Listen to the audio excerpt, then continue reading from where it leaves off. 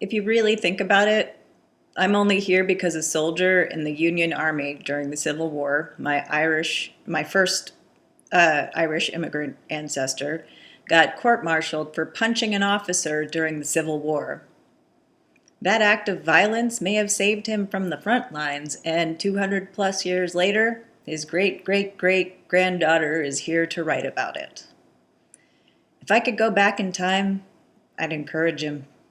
Make sure you lean into that right hook, James. That Yankee git just called you Patty. Except I would do it in an Irish accent. Dear Amish, none of you are watching this, but I am extremely offended by being called English. The English starved my Irish ancestors by taking all their food and leaving only one type of potato. People thought the Irish were stupid for growing only one type of potato. Everything they grew was taken from them by force, and they were left to starve. That's why my family moved to America in the 1800s. That's why I'm an American now. I could have been a simple Irish woman living in a quaint little farm with sheep, growing my own vegetables and eating them in front of a picture of the King of England. A peaceful life without so many mass shootings. What could have been is lost, and I am proud to be an American, considering everything my family has survived. I'll never get over resenting England, and I curse the Amish for lumping me in with them.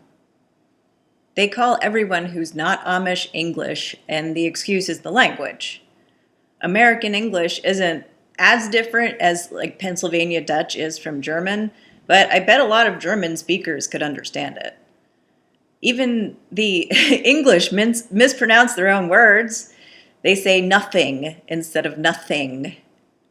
Maybe there are some Amish kids on Rumspringa watching YouTube and they'll take note of my feelings about the English. I still love the Beatles and Shakespeare, though.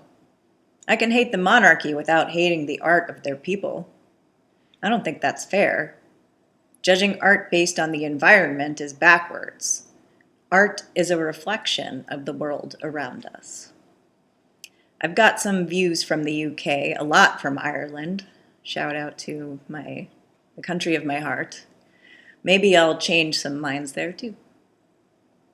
I'm voting for Joe Biden because that's who I want in the job. He does the work. They attack the way he talks as if his opponent has ever been coherent. When Joe is breaking bad news or talking to us about something serious, that kindness, compassion, and deep sympathy is really what we need. Trump never expressed anything like that. All he did was defend himself against criminal investigations. That's all I remember him doing the entire time he was president. That's all people want to see. Not just people who want him to be held accountable, but his fan base would not be interested without the perceived persecution. Biden doesn't do that. He doesn't troll for sympathy, even with a dead soldier's son. He did use that to bat down the Congress mean girls, though, which I respect. Joe Biden is like a wily old Irish boxer. He's very good at debates, and that's why this election is so frustrating. Trump doesn't debate. He doesn't know how. His only mechanism is a delusional world where everything he does is right and anyone who criticizes him is wrong and a loser. Such a pathetic way of thinking. The prospect of another 4 years of looking at that man's disgusting face, I just want to vomit. Nikki Haley would have been a fun debate with Joe Biden. She's hot compared to Trump, but so is a bucket of rotten fish heads. The actor who played Arnie Grape is a lot like when people keep chimpanzees as pets.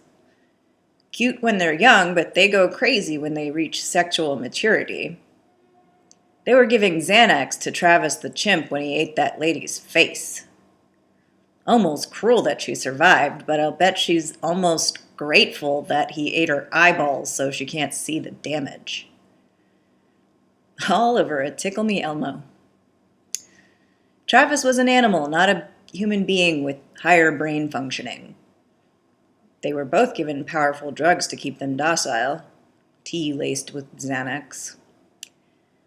The actor who played Arnie Grape will keep going out with other women while I sit here alone. Seriously, take note of who he takes to the Oscars, because it's not going to be me. And he's going to be like, it's just for work, and which is insulting to everyone. He hurts me and he likes it. He pretended that he was coming to see me in person for like 2 weeks, and he blew that up the other day because he does not want to be held accountable for this conversation, and he wanted me to know he would never acknowledge it. He wants me to pretend like he's never spoken to me if we ever do meet. Said it would tarnish his reputation to be seen with a YouTuber. Why do I put up with this? I'm lonely. It's nice to have someone check in, even if they're an absolute asshole. He said he's lonely too, and that he's sad. Puts on a happy face when he's performing. I relate to that. He acts like he has no control over his life, and he blames his manager and his ex-girlfriend, but I think he really just feels that way. Maybe he really did want to see me and chickened out at the last minute. It was Groundhog Day yesterday. I do not want this day over and over forever. I get through that every day like I do any other day. I woke up, took my meds, and I'm writing. I did my hair and makeup. I'll go out with my ukulele this afternoon. I'll sit at home and watch podcasts about murder, and I'll play Basket Case by Green Day over and over. I'll try like hell to shove words about voting into the lyrics, cursing Billy Joe for not helping me when he's such a good songwriter and it's his song. That's a mean thing to think. I can do it if I apply myself. Songwriting is like math.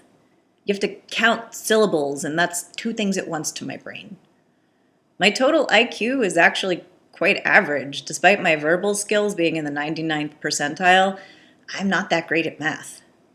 I've been lazy about math, and that part of my brain is atrophied.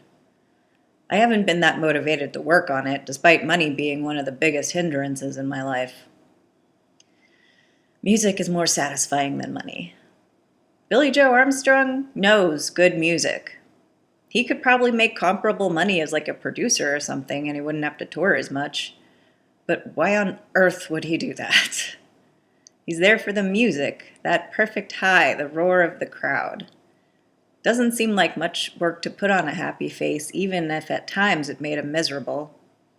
A lot of Green Day songs are somber, and he gets to express his darker emotions with the joyful ones. The actor who played Arnie Grape has no skills for expressing his own emotions because he's been playing covers his whole life. Songs written for him, not by him. Expressing the emotions of characters rather than experiencing them as a person. There's no greater experience for people to get you than when you play music for them. Live theater is similar, stand-up comedy too. Music is different. People sing along. They dance and scream, get whipped up into a frantic frenzy. Maybe evangelical preachers get a similar high. Green Day isn't about Jesus, despite Jesus of Suburbia. There really is nothing more personal than singing your feelings while playing an instrument. A vulnerability that draws us in. A power that turns us on. I want to combine these experiences, though, and put that on a big screen. Maybe a basket case about voting is my ticket into the band. I want to learn and contribute and be a valuable co-learner.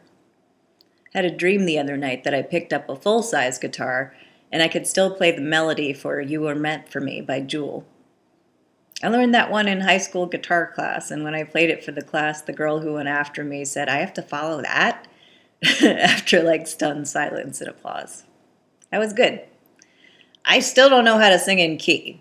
I just have to listen to the song over and over and try to match the vocals in my ears and my head. I'm obsessed with playing Basket Case by Green Day because I've decided my musical skills need work, so rather than fake it, I'm playing along with the song and recording my practice. Observation inherently changes behavior. If I'm putting it out there, it makes me try harder. I'm not a natural musician. I can't read sheet music, and the only way I can learn a song is to just practice over and over. And rather than half learning a song and moving on to the next, I'm getting this song fucking perfect, even if my fingertips literally peel off.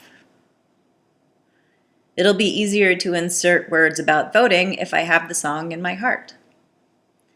Think of Green Day Basket Case plays in your head. I wonder if Billy Joe realized he was signing his future with that song. It's Green Day's big signature song. Maybe he looks back at the teenager copying Husker Du and wonders how anyone can get so invested in that kid. Mozart started writing music at age 5. We never know when there's such a hit in us and when it's going to come out.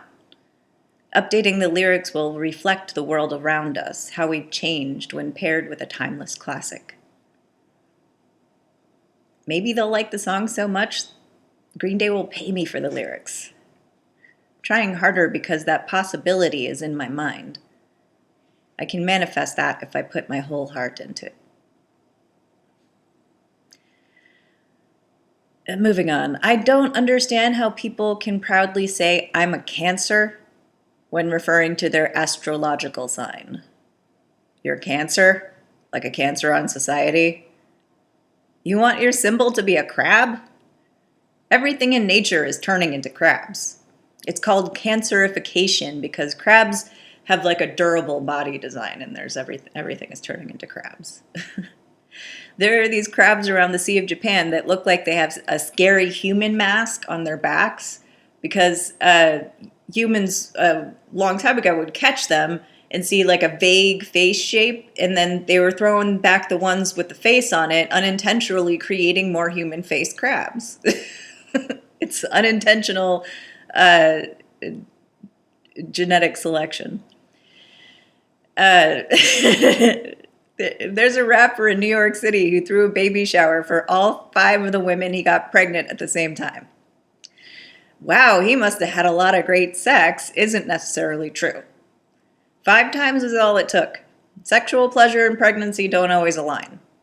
No one celebrates all the sex women have to get pregnant. It's always about a man's pleasure. Women don't even have to get off to get pregnant, and that is one of the cruelest jokes nature ever played on us.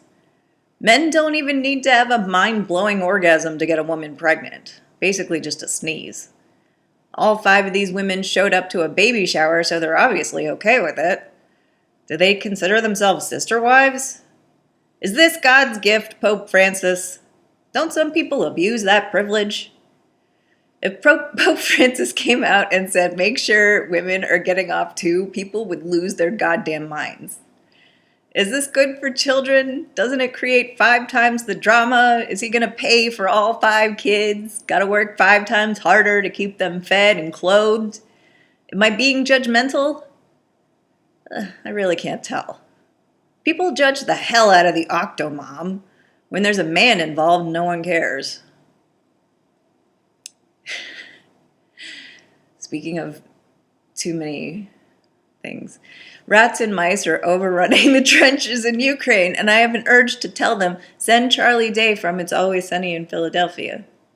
I know it's just his character that bashes rats for a living, but hopefully the suggestion will get them to designate official rat catchers, not bashers, and collect the rodents and then dump them on the Russians. On their food. I really'd love to see Ukraine starve Russia out of their country, but the Russians would just steal food from the Ukrainians. The insidious of Russian propaganda has brainwashed the morality out of their heads. I watched this YouTube channel about a woman living alone in the mountains in Ukraine, and she runs her little farm and cooks delicious-looking food in a tiny one-room house. I'd love to be invited to dinner, but I wouldn't take all her food and say her farm is mine now. Something tells me she could defend herself if I tried. Russia is another problem. Why are they harassing people like this nice lady just living her life? Because billionaires are running a gangster state and pointing the finger at Ukraine as the problem. It's all a bloody, violent distraction. That's the only motivation I can think of. I'd love to see a Ukrainian drone drop rats on the Russians. Just for fun. Here are the ever-evolving tenets of religionology. 1. Don't rape, murder, assault, kidnap, torture, or cause wars.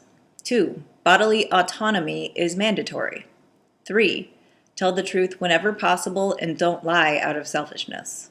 4. If you do steal, don't steal from the hungry. 5. Don't be mean. 6. Express remorse when you've wronged someone. 7. Attempt to make amends. 8. Seek to understand rather than judge. 9. Take good care of yourself and those you're responsible for. 10. Make an effort to give to your community and the world around you. 11. Always be kind to the environment and animals. 12. Learn what sets your soul on fire. 13. Practice until you impress yourself. 14. Work to thrive, not just survive. 15 is challenge authority whenever necessary. 16. Prioritize your goals and boundaries. 17. Communicate your feelings without hurting anyone. 18. Teach. 19. Create art. 20. Check your facts. 21. Breathe. 22. Think carefully before you act. I think that's good. Number 3 is really difficult moral concept to define. When is it okay to steal? Or at least we should understand why people need to steal sometimes. I wouldn't snitch on a shoplifter stealing bread, but it was completely immoral for the big banks to bankrupt the country in 2008. There's such a thing as a little steal and a big steal. The 2000 election was stolen, not 2020, you cretins. Proof means nothing to these people. I'm saying if you steal a loaf of bread because you're hungry and the grocery store is corporate owned, most likely the food is insured and you're not stealing from a person, you're stealing from a company. It's still not a great idea to steal. No one would need to if we had all of our needs met. $200 in food stamps covers nobody's food expenses. It's a joke. Like here, eat for 2 weeks, then go to the Catholic Church for the rest. I read about a Romanian gang who was skimming EBT cards for baby formula to sell to cartels in Mexico, and I blame Gavin Newsom for not giving out EBT cards with a security chip. California has one of the most massive budgets in the United States. Newsom can afford it. It's not popular to help the poor. Most people on food stamps work full-time. They're still shamed for needing help. That's why people steal. No compassion coming down. Why bother making rich people's lives easier? Compassion would solve this. Number 4 is more vague. What does it mean to be mean? I looked it up. A plethora of definitions from a mathematical average to the British version of financially cheap. When I say don't be mean, the ostensible implication is don't be unkind, spiteful, or unfair. That's it. People will like you more and you'll be happier if you don't be mean. One could also include the former definitions, like refusing to tip a server in a restaurant because you don't believe in tipping. That's American mean and British mean. I mean, if you choose to eat in a restaurant where they pay their workers through tipping and then you refuse to tip because you have like some moral stance against tipping, you're the asshole, 100%. I've seen this shit on the internet and it does not, it's not cool. Also, don't be average is a pretty good advice. Be unique. Stand out from the herd. Being different helps us evolve. We understand ourselves and each other better when we find a new way of thinking and being. It's refreshing when one refuses to be mean. When is it okay to be mean, though? I want to be mean to war criminals and you can't stop me. I'm okay with that. When I go on the attack verbally, it's usually for a continuing violation of one of the other tenets, especially the first. Some people are spiteful and vindictive as a brand, right-wing media, and they deserve no respect. You can attack a brand without attacking a specific person.